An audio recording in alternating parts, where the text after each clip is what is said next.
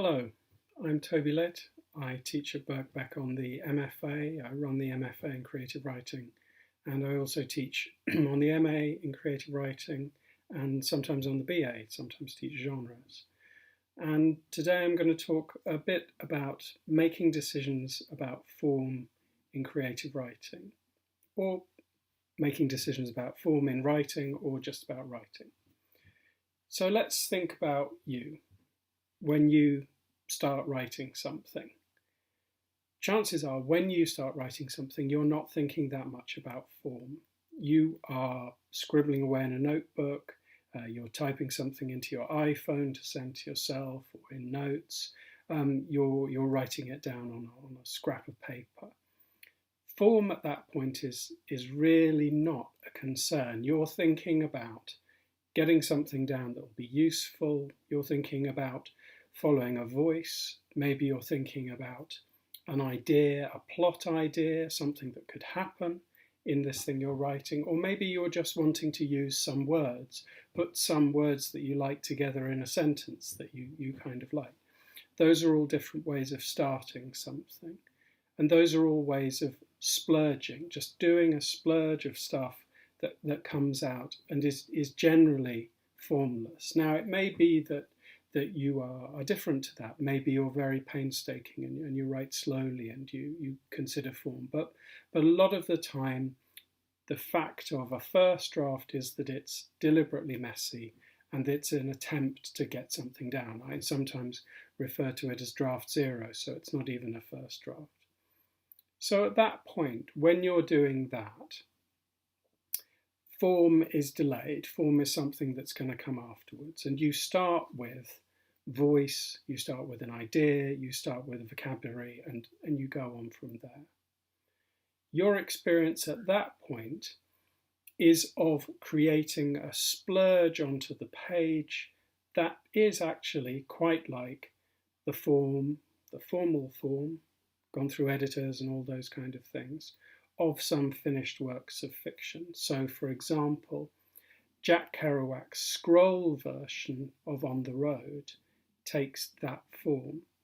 It is an unparagraphed line of text. It can be unrolled, it's quite long, typewritten, so much so that Truman Capote said of On the Road, and he'd only read the edited version, which had been normalized in the 1950s, early 1950s. He said, that's not writing, that's typing. Typing is the splurging form of writing. So Kerouac produced something and wanted it to be unparagraphed, simply word following word, gets to the end of a line, goes back to the start, looks like a column, dark column of text. There are contemporary novels that look like that. You could say it's one of those contemporary forms. There are lots of novels whose way of solving the problem of form is to seem to not to want to have one, essentially to just be text without break. That can be how a first draft looks. It may be that in your first drafts you paragraph things, you open things out in terms of using the defaults of Microsoft Word, which tend to introduce small breaks between paragraphs, don't necessarily indent them. But the chances are that you don't have a very clear idea, or unless you do, you're very lucky, you don't have a very clear idea of finished form when you're doing the splurging, when you're doing the first producing of those words. So I say, someone like Kerouac or perhaps Thomas Bernhardt, Austrian writer, makes the decision to leave their final version of what they've written looking more like a first version, looking like something which hasn't had decisions about paragraphing, spacing, perhaps different kinds of text, font and that within it, that hasn't had those decisions made. So we're saying that those decisions come later in time for the writer. Formal decisions come later in time. Now, the American writer George Saunders, in a recent book, Swim in a Pond in the Rain, he teaches at Syracuse. I think this comes out of his teaching. It's about Russian short stories. He says very explicitly that he sees the process of writing as being of redrafting and making very, very small decisions about what you like here, more than that, which way something could go. He sees writing as accumulating those things, and the big decisions, the big formal decisions, being made as a matter of course throughout revisiting the writing, going back to it, making small changes. And I think that's a very valid way of seeing it. He's sort of slowing things down. Rather than saying there could be, say, 6 drafts, he's saying there could be 100. But those decisions, those formal decisions, are what I'd like to talk about now, and to relate them to certain choices that you're going to have. And those choices may be ones that you're consciously aware of, or they may be ones that I'm going to talk about in a slightly new way.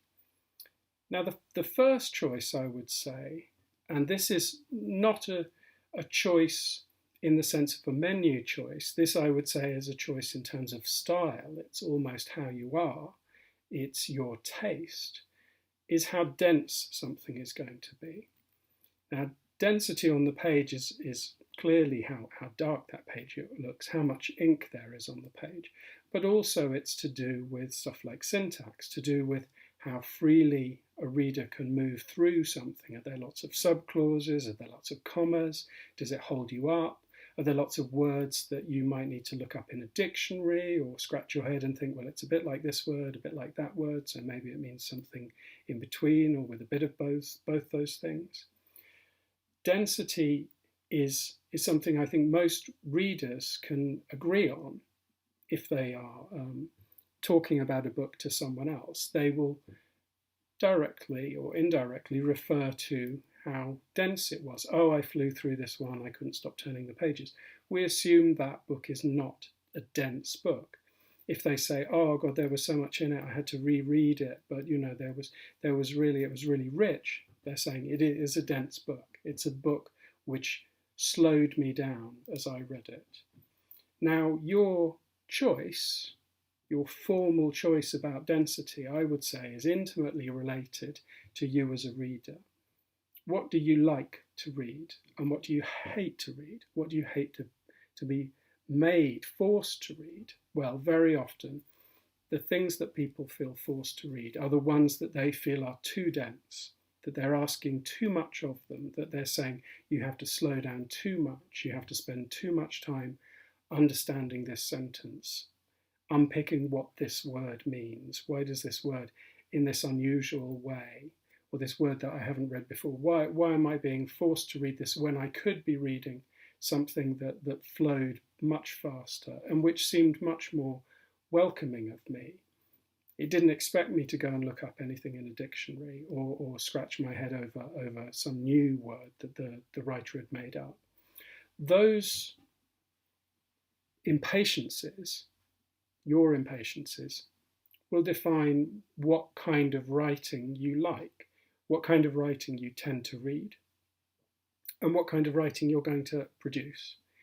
So that formal decision, in a way, is already made. It can change. There are people who start creative writing courses, hate short stories, don't really want to read them, want to read something longer, want to be able to invest more in the characters and have them hang around for longer. And by the end of the creative writing course, they love short stories and they write short stories and they read them. Now, that's a change. Your taste can change. You can become a lover of more dense writing, or you can get impatient with the very lightness of some writing. You can say, no, I want more. I want this writing to be doing more. I want to be able to reread it and get something out of it a second time. In fact, that's one of the big questions about writing. Does it repay rereading? Are you writing for something to be reread?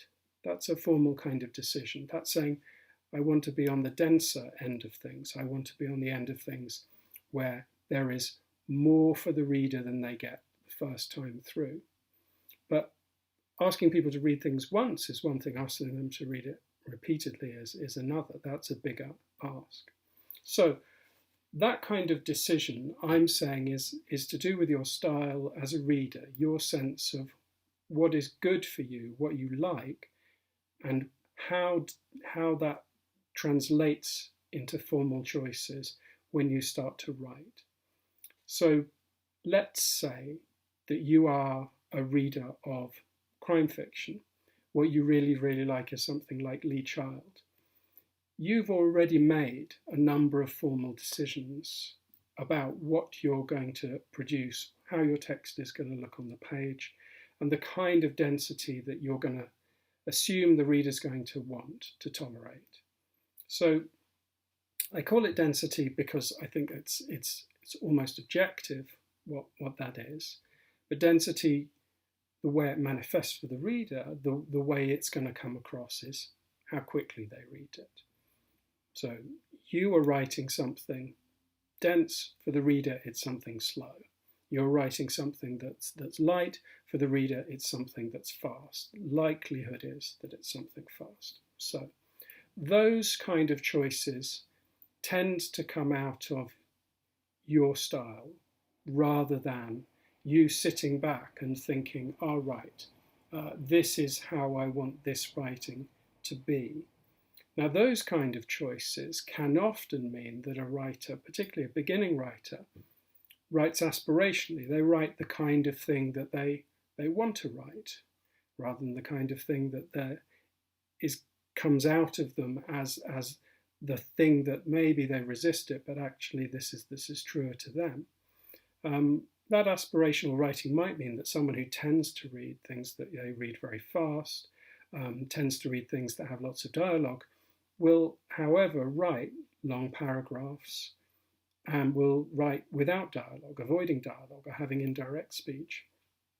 That's partly because they're thinking, oh, writing should be like this, rather than actually what they read, particularly what they read on holiday, but what they read when they have a free choice. So the likelihood is that people will write more densely when they're writing in a way that they are hoping will impress other people. That may not necessarily hold true, but I think that's a good generalization. So you have an experience of splurging a text, you have an experience of a first draft, and then you have an experience of making decisions about how it's going to be. Those decisions will affect how it's read, but you need to remember that your experience of a splurge, your experience of a first draft, is essentially very close to the readers of reading a text. A reader, their first time through, is a first draft reading. They're getting to know what's there. They may never go back, but what they're doing is finding their way through word by word from the start to the end of a text. Now, there are readers who cheat, readers who will read the last page, or they'll flick through and find something juicy and decide whether or not to read what they're reading. But they will usually, and you need to write for this, start at the beginning and go through until they get bored or whatever and stop, or they will go all the way through to the end. Your main job as a writer is to get the reader from the start, the first word of the title, to the last word. If you can do that, you will at least have succeeded in entertaining them and moving them enough to do that. And how you do that, those formal questions come as a response to, how do I do that? Now, when you've got your reader moving through time, when you've got your reader moving fast or slow through time, your other formal decisions are essentially how you chop that time up, how you break it up. A simple formal decision might be, within this work, I'm going to end my chapters, my breaks, on cliffhangers. I'm going to end with interrupted action, go somewhere else, and the reader will have to keep reading to get back to where they were and find out what happens next. Or you could say, I'm going to end on completed actions. I'm going to end on a point of rest, and then I'm going to start the next chapter, and it will have to build up its energy, come to another point of rest, and so on. So that as a decision probably is also generic, but to do with your taste, your style as a reader. Do you like to read books that are structured around cliffhangers, or do you like to read them that are structured around coming to a point of rest. Literary fiction tends to come to a point of rest rather than be on a big what will happen next, Hollyoaks ending. Genre fiction more often will end at a point where you will have to keep reading to find out. You will have to keep reading, try and keep you up all night. So those are some of the choices. The big choice, in a sense, the one that lies behind this is, I'm going to personify it through two story writing manuals and through two kind of creative writing gurus, if you want to call them that. The first is Robert McKee. Some of you may know this already. Story, substance, structure, style, and the principles of screenwriting. It is a book about screenwriting, but it's also a book about classical storytelling. What does classical storytelling mean? It means a story in which each element in the story has a relationship to every other element, and that relationship is one of satisfaction. It's one of setting up, paying off, of building to a high point and then dropping away from that.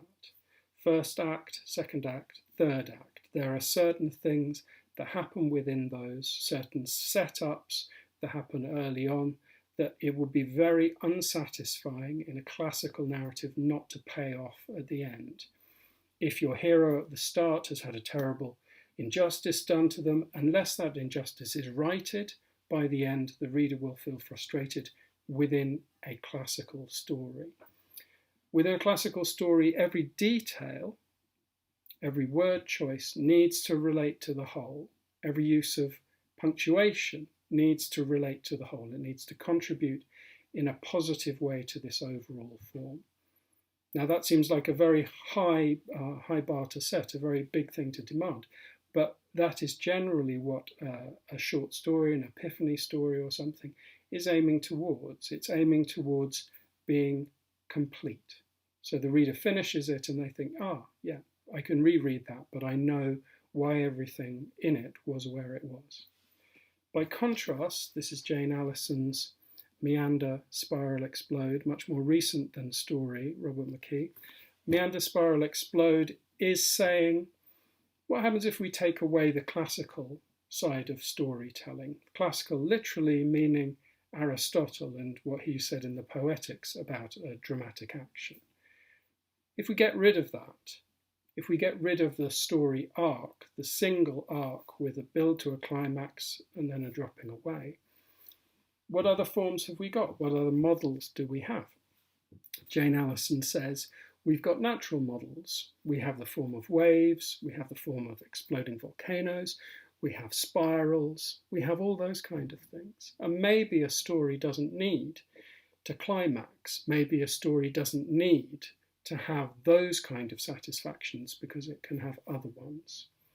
And I'd suggest if you're tempted by the sound of either of those, that you find those books, read them, have a look, with the caveat that Robert McKee is about screenwriting, Jane Allison is much more about open forms.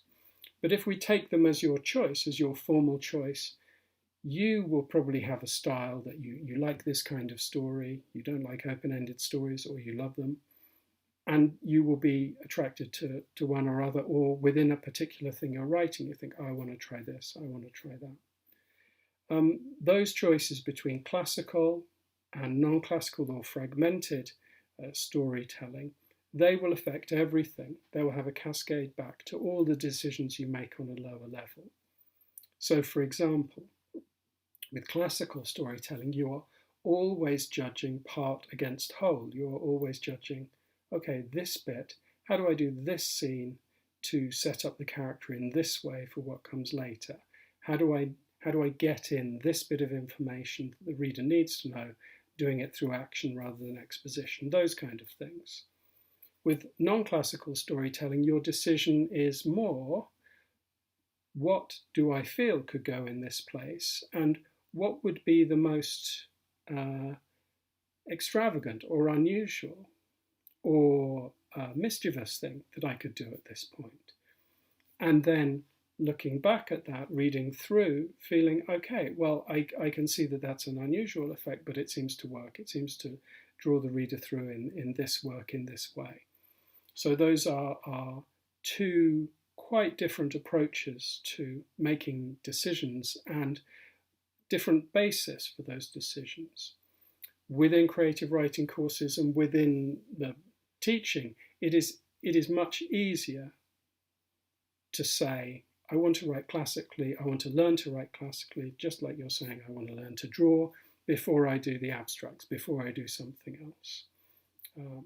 Okay, so those are some of the things that go through my head when I think about form in writing, that it's something that takes place in time for the reader, that it goes from start to finish, that it's to do with how quickly the reader goes through, whether something's fast or slow, whether that is controlled by the writing being dense, or whether it's controlled by the writing being spacious, and also whether I'm looking at a form that is classical in the sense that it demands everything within it contributes to achieving a high point, a particular localized effect, a climax, or whether it has more freedom, whether it's more dispersed, whether it's something that wants to be more local and it accumulates a kind of force, but through being disparate, being all over the place, perhaps even confusing and losing the reader at points.